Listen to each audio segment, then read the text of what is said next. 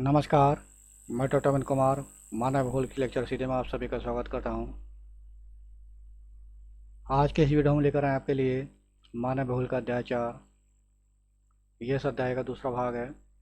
अध्याय का नाम है मानव विकास यानी ह्यूमन डेवलपमेंट।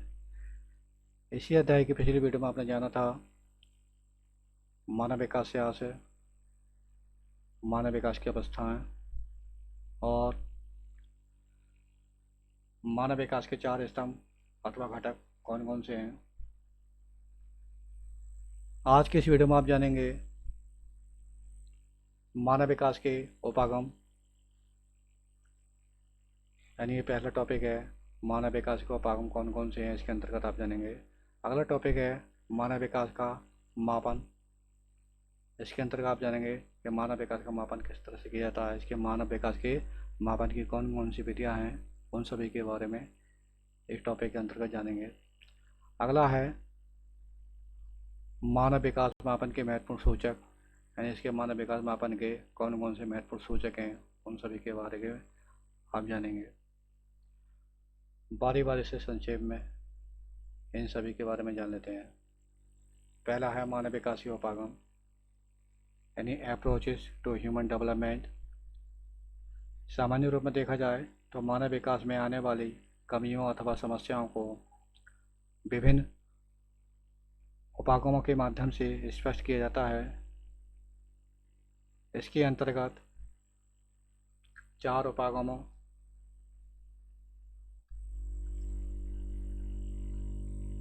जैसे कि आय उपागम, कल्याण उपागम, आधारभूत आवश्यकता उपागम और क्षमता उपागम आदि को सम्मिलित किया जाता है। जैसे कि पहला है आय उपागम, इनकम अप्रोचेस।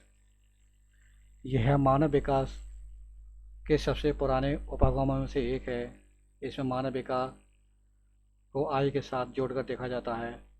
इसके अनुसार जिस व्यक्ति की आय जितनी अधिक होगी, उसके द्वारा उपयोग की जाने वाली स्वतंत्रता का स्तर उतना ही ऊंचा होगा। अतः आय का स्तर ऊंचा होने पर मानव विकास का भी स्तर ऊंचा होगा। यानी सीधी सी बात है, यह मनुष्य की इनकम है, आय है, वह उसके रहन सहन, खान पान आदि के स्तर को ऊंचा करती है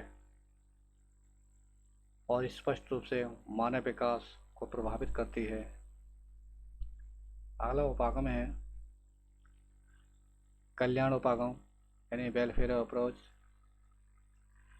यह उपागम मानव की सभी विकासात्मक गतिविधियों के लक्ष्य को दर्शाता है, जिसमें शिक्षा, स्वास्थ्य, सामाजिक सुरक्षा, कल्याणपरक लक्ष्य शामिल होते हैं। मानव विकास के स्तरों की वृद्धि के लिए सरकारी व्यय को जिम्मेदार कारक के रूप में व्यक्त किया जा रहा है। इसमें लोगों को विकास में भागीदार बनाकर विकास के स्तर को ऊंचा किया जाना संभव होता है, जिससे मानव निष्क्रिय प्राप्तकर्ता से विकास में भागीदार बनते हैं और लाभ प्राप्त करते हैं। अगला है न्यूनतम आवश्यकता उपागम यानी मिनिमम नीड्स अप्रोच। इस उपागम को आधारभूत आवश्यकता उपागम यानी बेसिक नीड्स अप्रोच के नाम से भी जाना जाता है। यानी इसके अंतर्गत मनुष्य की जो न्यूनतम आवश्यकता हैं वे कौन कौन सी हैं, उस पर विशेष रूप से बल दिया जाता है।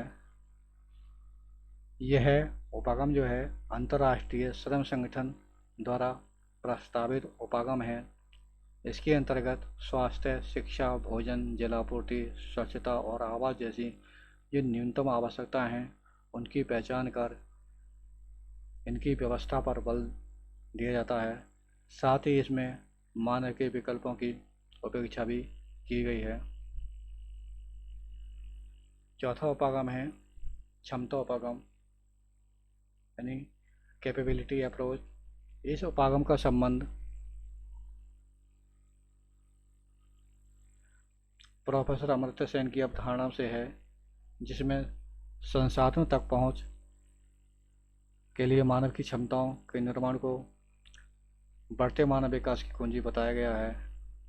निष्कर्ष रूप में ये कह सकते हैं कि ये चारों उपागम किसी न किसी रूप में मानव विकास के स्तर को बढ़ाने में सहायक सिद्ध होते हैं।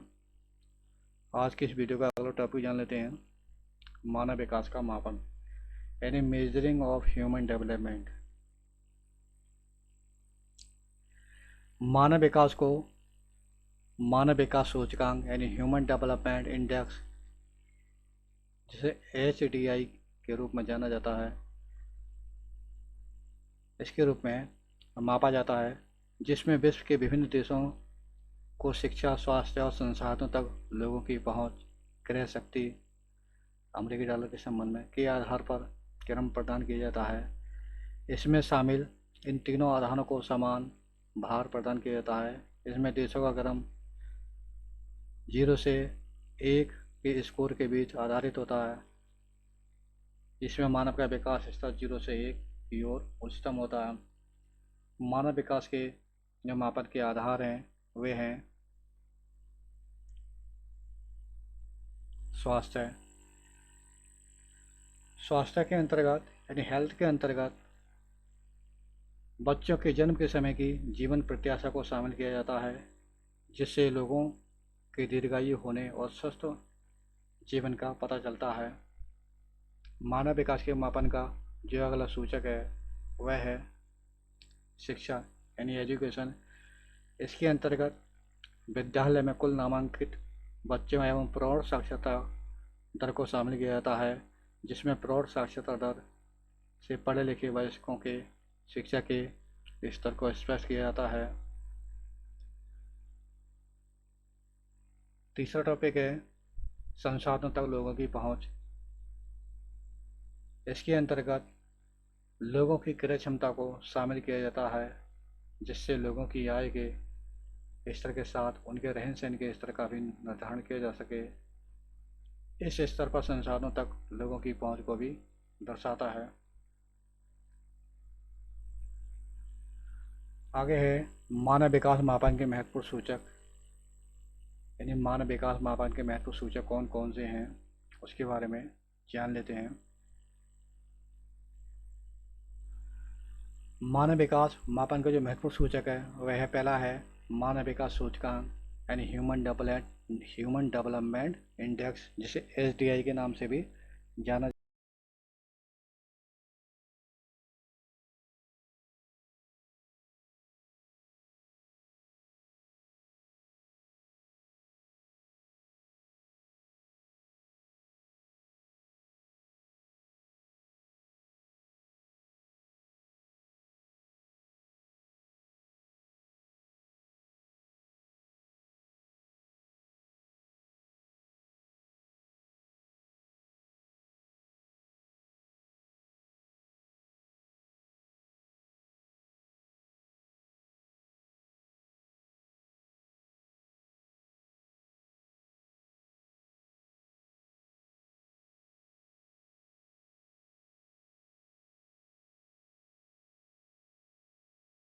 सूचकांक उसका निर्धारण किया गया।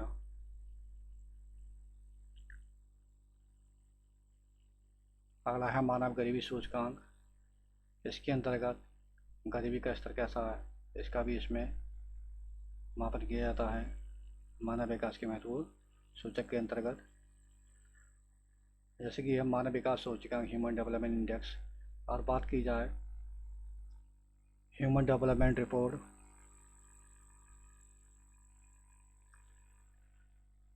यानी ह्यूमन डेवलपमेंट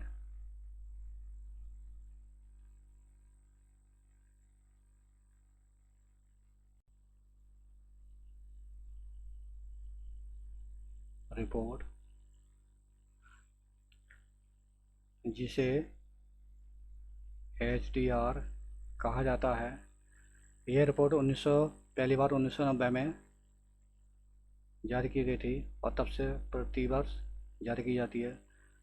जो 2020 यानी अभी हाल की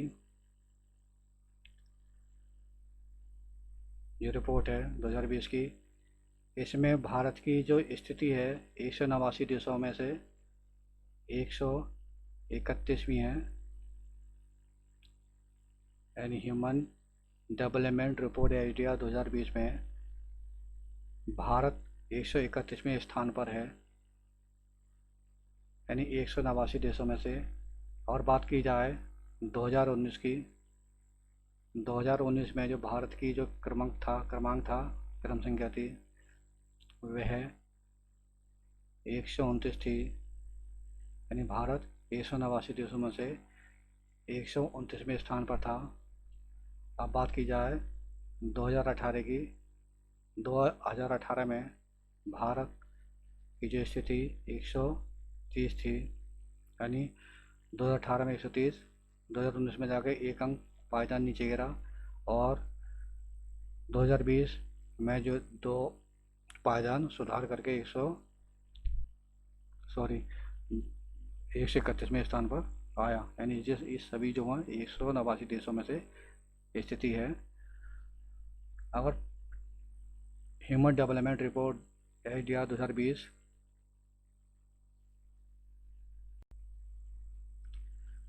और 2020 के बारे में बात करें तो जो प्रथम स्थान है,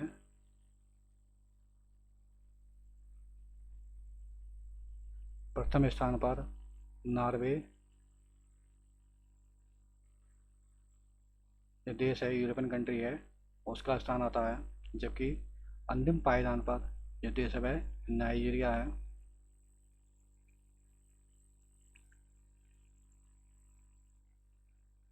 मानव गरीबी सूचकांक के अंतर्गत है जो ह्यूमन पॉवर्टी इंडेक्स है, HPI है, मानव विकास सूचकांक से संबंधित है। यह मानव विकास सूचकांक की कमी की माप करता है। यह बिना आय वाला माप होता है। इसमें प्रौढ़, निरक्षरता दर, स्वच्छ जल तक पहुँच न रखने वाले लोगों की संख्या, कम वजन वाले बच्चों की संख्या तथा 40 वर्ष तक जीवित न रह पाने वाले की संभावना जैसे पक्ष शामिल होते हैं। यह मानव विकास सूचकांक की अपेक्षा अधिक कमी को व्यक्त करता है, जिसके कारण यह सूचकांक को विश्वसनीय माप माना जाता है। मानव विकास सूचकांक की माप के वितरण का स्पष्ट पता नहीं चल पाता।